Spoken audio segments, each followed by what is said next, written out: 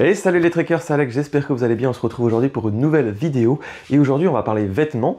Pas de cette nouvelle veste que j'ai pris chez Decathlon, mais des doudounes. Alors, ça ne sera pas de la Trek 100 que je vous ai déjà présenté sur la chaîne, la doudoune de chez Decathlon pour le Trek à 35 €, que j'ai bien maltraité, comme vous pouvez le voir, avec ici un petit accroc. Il y a un deuxième accroc sur la manche, un petit peu de peinture, puisque comme vous le savez, je l'ai utilisé en Nouvelle-Zélande. Et également le zip ici, je l'ai cassé malheureusement. Donc je me suis dit, peut-être que je peux me faire un petit cadeau en avance et opter pour une nouvelle doudoune, toujours de chez Decathlon.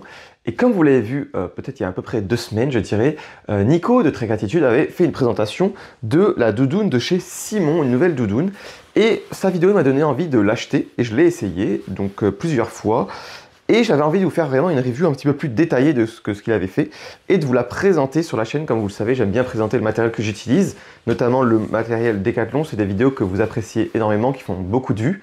D'ailleurs, à ce propos, si cette vidéo vous plaît ou que la chaîne vous plaît, je vous invite à vous abonner si ce n'est pas encore le cas et à mettre un petit like en bas de la vidéo.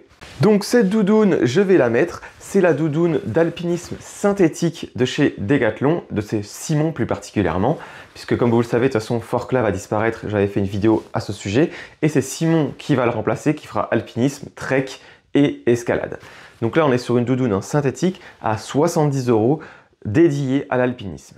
Voilà ce que ça donne une fois sur la personne, donc sur moi ici. Ce qui est très particulier et un peu bizarre, moi j'ai été surpris quand j'ai acheté la doudoune, c'est la matière. Vous voyez, quand on vient la toucher, et aussi peut-être, vous pouvez le voir la caméra, c'est que c'est pas du tout comme sur ces doudounes là avec un sort de revêtement, on va dire pas plastique mais un peu étanche entre guillemets. Là c'est directement la ouate qui est à l'extérieur et également à l'intérieur. Donc moi au début ça m'a fait un petit peu peur, je me suis dit que ça va prendre beaucoup plus l'eau, mais elle est quand même déperlante. Après, en tout cas, c'est beaucoup plus résistant, puisqu'en tout cas, quand vous allez accrocher, vous n'allez pas pouvoir faire un trou comme ça avec la ouate qui va sortir, puisqu'en fait, la ouate est déjà à l'extérieur, donc ça va étirer la ouate, mais ça ne va pas faire un trou qui va sortir. Ensuite, comme on est déjà sur du synthétique, même si vous avez la doudoune qui se mouille, le pouvoir isolant et thermique va être conservé, puisque vous le savez, le synthétique conserve son pouvoir isolant mouillé, tandis que tout ce qui est doudoune en plume, ça va perdre son pouvoir isolant une fois mouillé. Donc au niveau de la matière, on est sur une matière respirante, puisque on n'a pas d'imperméabilité, résistante, comme je vous disais, qui ne va pas se trouer et faire sortir la ouate, puisque la ouate est déjà à l'extérieur, et également déperlante, pas imperméable, mais déperlante. Au niveau de la capuche, vous voyez peut-être derrière moi, on a une petite partie grise. C'est pour avoir une capuche un petit peu extensible, vous voyez, pour pouvoir mettre un casque d'alpinisme ou un casque de ski de rando, puisque comme vous le savez, je fais un petit peu de rando alpine et de ski de randonnée pendant l'hiver, donc je me suis dit que cette doudoune serait très utile, c'est pourquoi je me suis permis d'en acheter une nouvelle. Au niveau des manches, je trouve que la coupe au niveau des bras est assez longue. Vous voyez, si je tire un maximum les manches, donc on est quand même sur des manches un peu longues qui viennent sur les doigts, mais comme on a un joli élastique ici, ça vient, si on les remonte, elles ne viennent pas retomber sur les mains, donc ça c'est assez intéressant. Et donc si on a froid, je pense qu'on peut venir se camoufler entre guillemets les mains. Je ne sais pas si c'est fait pour ça, mais en tout cas, si on les remonte, elles ne viennent pas redescendre sur les mains grâce à l'élastique, donc ça c'est intéressant. Parce que vous voyez, au début, je trouvais la coupe des bras assez longue. Au niveau des poches, vous avez une poche pectorale juste ici. Vous pouvez mettre, je sais pas, je ne l'utilise pas personnellement, j'aime pas trop mettre des choses ici, mais quand même assez grande, hein, j'arrive à mettre ma main entière et en écartant les doigts à l'intérieur, donc assez grande poche. Et on a des poches sur le côté, donc aussi très grande poche. Et une deuxième ici. Ce qui est intéressant, c'est que les poches sont un petit peu plus hautes, justement pour pouvoir mettre ses mains dans les poches tout en ayant un harnais. Et donc en fait les poches seront accessibles même avec le harnais qui passe. Ce qui est intéressant, je ne sais pas si vous allez voir, mais je vais le faire. Hop, vous voyez, j'arrive à ouvrir depuis le bas. Vous avez une ouverture en haut, où il y a mon micro, et également une ouverture en bas. Comme ça, si vous avez besoin de chercher quelque chose, faire des nœuds au niveau de votre harnais ou d'accéder aux poches de votre pantalon, vous pouvez ouvrir par le bas. Petit inconvénient, je trouve, de cette ouverture par le bas, c'est qu'elle s'entrouvent un petit peu lorsque vous marchez. Au niveau de la température confort donnée pour cette doudoune d'alpinisme synthétique, on est sur du -5 avec un vent de 5 km/h. Personnellement, c'est également la température qui est donnée pour la doudoune de Trek, la Trek 100 à 35 €, comme je disais. J'ai quand même une sensation d'un petit peu plus froid avec celle-ci comparée à celle-là. Donc je dirais que -5 c'est un petit peu optimiste, je dirais 0 un petit peu en dessous. Mais -5 j'ai trouvé que ça laissait plus passer l'air, puisqu'il n'y a pas cette couche, on va dire, imperméable. Là on a directement les fibres de la ouate, donc le vent peut un peu s'engouffrer à l'intérieur je trouve. Donc au niveau de la température je dirais que -5 c'est un petit peu optimiste, c'est plus du 0, -2, mais -5 avec du vent. La dernière fois j'étais à 0 degré à Hautacam pour faire une journée sécurité et avalanche avec le CAF de Pau, le club alpin français, et j'avais pas chaud du tout, alors pourtant j'avais ma doudoune et ma hardshell, donc la millet, vous savez, la verte, par-dessus. Alors que j'avais jamais eu froid avec celle-ci. Donc je dirais qu'elle est un petit peu moins chaude que la Trek 100 que je vous avais déjà présentée. Cette doudoune est très compressible, vous pouvez la ranger dans sa poche droite ici et la mettre en boule.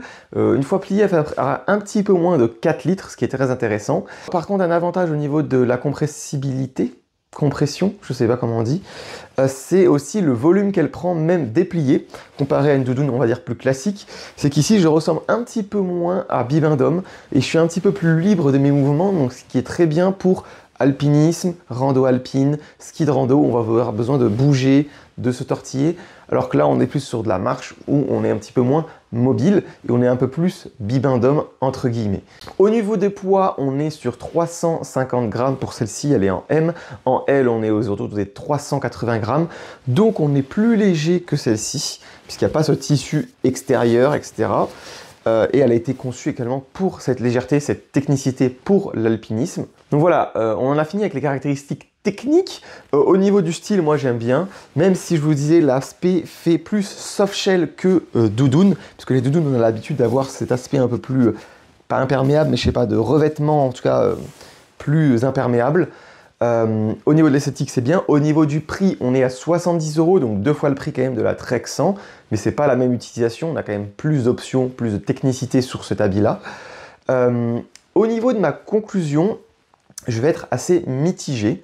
Je trouve que c'est assez cher, 70 €, et que les -5 degrés se sont un peu exagérés.